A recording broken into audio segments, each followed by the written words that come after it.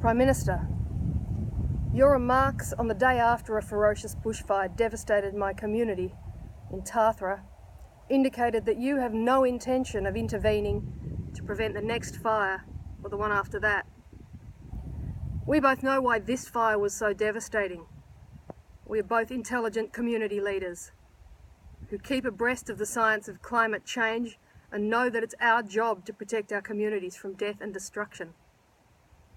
That's why I am speaking now. While the ash is still hot on the ground and my lungs are raw from smoke, while the forest I loved is silent and black, while my friends are still breathless with shock. Because I could not live with myself if I did not do everything in my power to stop this happening to someone else. Check the weather records for March 18, Prime Minister. Go back 50 years. Find me a March 18 that was as hot and windy as March 18, 2018. Tell me that the 11 hottest years on record weren't all within the last 15 years. Explain to me why all the agencies charged with fighting fires have escalated their warning systems to include catastrophic. And tell me why now is not the time to talk about this.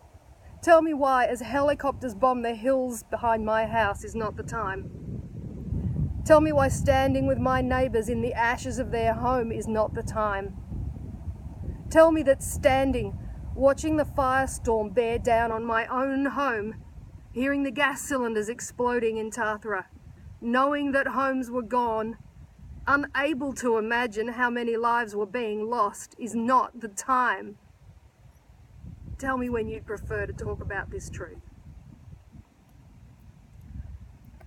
Firefighters put their own lives at risk to save ours.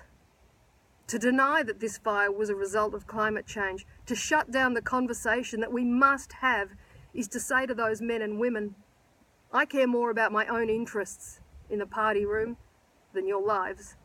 We hear that loud and clear in Tathra. You don't care enough to put your job before our lives. I'm just one small person, Prime Minister.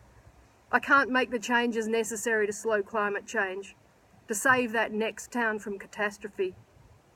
But I can offer to stand with you when you step up and take action. I can stand with you to stare down the cynics and the doubters and the deniers and the trolls who would rather see us burn than accept the fact that climate change is real and taking lives.